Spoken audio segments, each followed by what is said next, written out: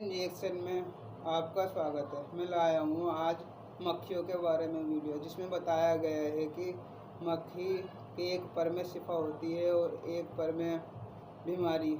इसे हमारे नबी 1400 साल पहले बताया था। आज साइंस इसी को प्रूफ करने में लगी है। हमारे चैनल को लाइक और सब्सक्राइब करना हरगिज़ न भूलें। वीडियो आखिर तक ज़रूर देखें। अस्सलामुअलैकुम दोस्तों, मक्खियाँ किसी को पसंद नहीं होती। खाने पर बैठे तो उन्हें फ़ौरन भगाया जाता है, शरीर पर बैठे तो उन्हें तुरंत उड़ाया जाता है। उनकी भिन भिनाहट बड़ी चीड़ पैदा करती है। अगर आप चाय पी रहे हैं या कोई पीने की चीज़ आप पी रहे हैं और उसमें अचानक से मक्खी गिर जाए तो जी हाँ दोस्तों, वही मक्खी जो हमें परेशान करती है, अगर वो मक्खी पानी में या चाय में गिर जाए, पीने की किसी भी चीज़ में गिर जाए तो हम लोग वो चीज़ फेंक देते हैं। लेकिन आप लोगों को प्यारे नबी हज़रत मोहम्मद मुस्तफ़ा सल्लल्लाहु ताला अलैहि वसल्लम का एक ऐसा फरमान बताने वाले हैं जिसे सुनकर आप हैरान रह जाएंगे। मक्खी के बारे में एक ऐसी बात हम आपको बताएंगे जो नबी सल्लल्लाहु ताला अलैहि वसल्लम ने 1400 साल पहले बयान की और आज साइंस भी इस बात को साबित कर चुकी है। तो वो कौन सी बात है, आप इस वीडियो को पूरा ज़रूर देखें। और प्यारे नबी सल्लल्लाहु ताला अलैहि वसल्लम से मोहब्बत है, आशिक़ रसूल है, तो इस वीडियो को लाइक करके इस चैनल को सब्सक्राइब ज़रूर करें ताकि हम नबी करीम सल्लल्लाहु ताला अलैहि वसल्लम की प्यारी प्यारी बातें आप लोगों तक पहुंचाते हैं। प्यारे दोस्तों, मक्खी के एक पर में बीमारी है और दूसरे पर में शिफा। ये हदीस जब भी मैं सुनता था तो मुझे यकीन नहीं आता था, क्योंकि मुझे लगता था कि शायद ये उन मनगढ़ंत अहादीस में से एक हो जो इस्लाम के दुश्मन आजकल सोशल मीडिया पर फैला रहे हैं। लेकिन इस हदीस की सच्चाई जानने के बाद मैं हैरान हूँ और यकीनन आप लोग भी हैरान हो जाएंगे। इस हदीस में तो अल्लाह ताला का एक करिश्मा पोशीदा है। मेरे दोस्तों, मक्खी एक गंदी चीज़ है जिससे हर कोई कराहत महसूस करता है, क्योंकि ये बीमारियां फैलने की फैक्ट्री है। तो दोस्तों, अगर वही मक्खी अगर आपके पानी के गिलास में गिर जाए तो आप क्या करेंगे? यकीनन आप भी मेरी तरह उस पूरे गिलास का पानी फेंक देंगे, क्योंकि कोई भी शख्स उस पानी को पीना नहीं चाहेगा।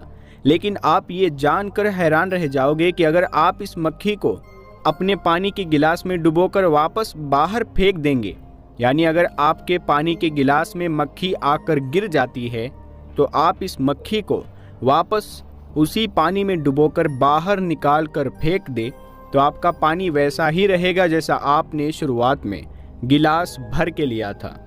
यानी मक्खी के गिरने से उस पानी पर कोई असर नहीं होगा। अगर आपको इस बात पर यकीन नहीं आता तो चलिए हम आपको इस बात पर यकीन दिलाने की कोशिश करते हैं। एक मक्खी हर उस जगह पर जाना पसंद करती है जो जगह नापाक और गंद से भरी हो, और इस गंदगी में ये मक्खी नज़र आती है। और वो इसलिए कि एक मक्खी के जिसको अल्लाह ने इसलिए एंटीबायोटिक से कवर किया है जो उसके अंदर एक मजबूत डिफेंस सिस्टम बनाती है। तो अब साइंस से साबित करने की कोशिश करते हैं। हुजूर सल्लल्लाहु ताला अलैहि वसल्लम ने 1400 साल पहले बताया था कि मक्खी के एक पर में बीमारी है, और साइंस भी आज यही कहती है कि मक्खियों से बीमारी फैलती है। लिहाजा सवाल तो ये हुआ कि 1400 साल पहले मक्खी से बीमारी फैलने के बारे में कौन सी रिसर्च हुई थी कि इनका जिक्र इस हदीस में आया। अब हदीस के जिस हिस्से पर असल एतराज़ है वो ये है कि मक्खी के एक पर में शिफा होती है। तो आइए देखते हैं कि मेडिकल साइंस इस बारे में क्या कहती है। ब्रिटेन की मशहूर मेडिकल मैगजीन डॉक्टोरियन एक्सपीरियंसेस, जिसका नाम है, साल 1927 में मक्खी के मुतालिक नई तहकीक यूँ बयान की गई है। मक्खी जब खेतियों और सब्जियों पर बैठती है तो अपने साथ मुख्तलिफ बीमारियों के जरासीम उठा लेती है, लेकिन कुछ अरसा बाद ये जरासीम मर जाते हैं और उनकी जगह मक्खी के पेट में बख्तरफालोज नामी एक मादा पैदा हो जाता है जो जहरीले जरासीम को ख़त्म करने की खासियत रखता है। अगर हम किसी नमकीन पानी में मक्खी के पेट का मादा डालें तो हमें वो बख्तरफालोज मिल सकता है जो मुख्तलिफ बीमारियां फैलाने वाले 4 किस्म के जरासीम को हलाक कर सकता है।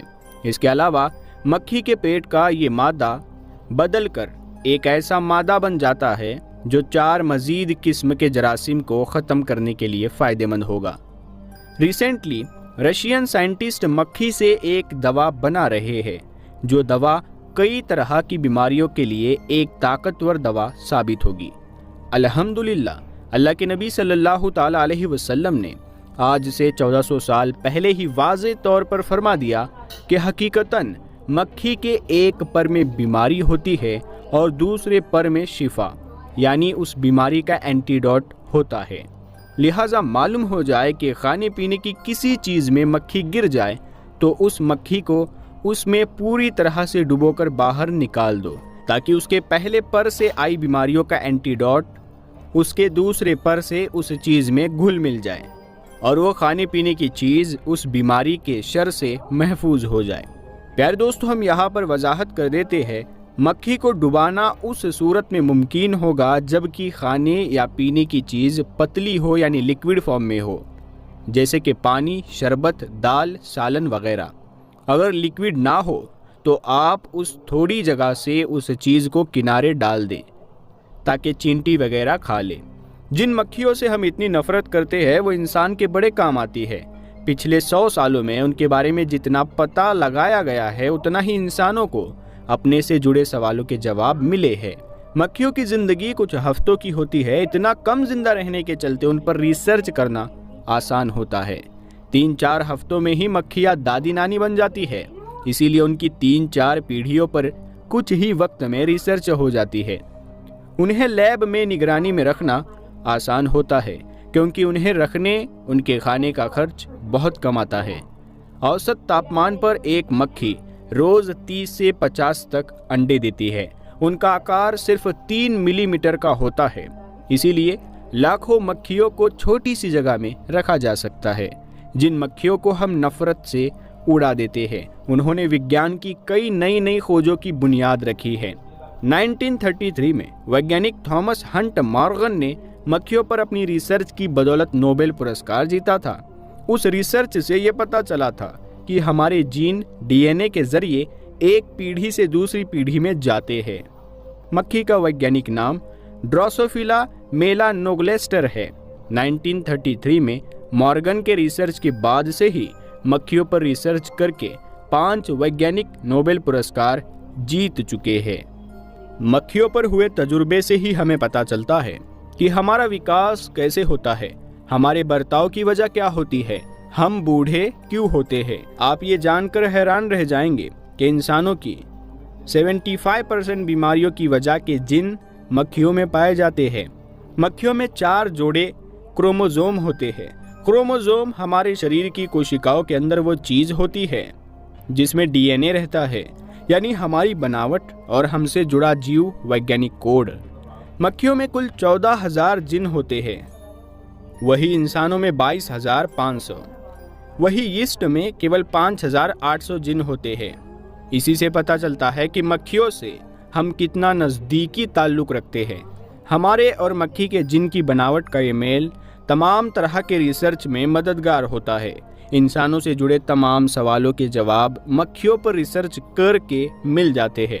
शराब की लत कैसे होती है, इसका पता मक्खियों को शराब पिलाकर लगाया गया। हमें नींद क्यों आती है और चाय कॉफ़ी का नींद पर क्या असर होता है, इस सवाल का जवाब भी मक्खियों को कॉफ़ी पिलाकर खोजा गया था।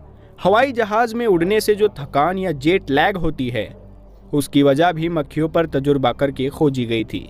आप हैरान होंगे ये जानकर कि मक्खियों को भी हवाई उड़ान से थकान होती है।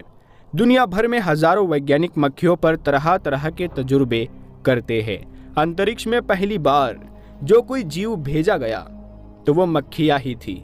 इस वक्त ज़मीन के ऊपर मंडरा रहे इंटरनेशनल स्पेस स्टेशन पर मक्खियों पर रिसर्च के लिए अलग से एक लैब बनी है। मक्खियों पर तजुर्बे से हमें ये पता चलता है कि अंतरिक्ष यात्री अंतरिक्ष में रहने के दौरान जल्दी क्यों बीमार पड़ते हैं। आपने गौर किया हो तो मक्खियाँ जब भी कहीं बैठती है तब ये लगातार अपनी टांगों को रगड़ती रहती है। टांगे रगड़ने के साथ साथ ये अलर्ट भी रहती है, तभी तो आसानी से पकड़ में नहीं आती है। क्या आप जानते हैं कि मक्खियाँ अपनी टांगे क्यों रगड़ती है? मक्खी के पूरे शरीर पर बहुत सारे बारीक रोए रहते हैं और इसकी जीभ पर भी किसी चिपचिपे पदार्थ की परत चढ़ी होती है। मक्खी खुद को साफ करने के लिए अपने पैरों को रगड़ती है। इस दौरान ये अपने रोओं पर चिपके मैल को हमारे खाने पर डाल देती है। इस मैल में बेहद खतरनाक रोगों के कीटाणु होते हैं। ये कीटाणु मैल के साथ हमारे खाने में मिल जाते हैं और हमें बीमार कर देते हैं। प्यारे दोस्तों, हम उम्मीद करते हैं कि आपको मक्खियों के बारे में आज की ये मालूमात बेहद पसंद आई होगी और आपको आज की वीडियो से बहुत कुछ नया सीखने को मिला होगा।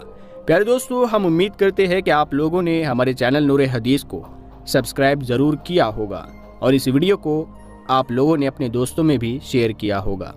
हम मिलते हैं अगली वीडियो में, तब तक के लिए अस्सलाम वालेकुम, अल्लाह हाफिज़।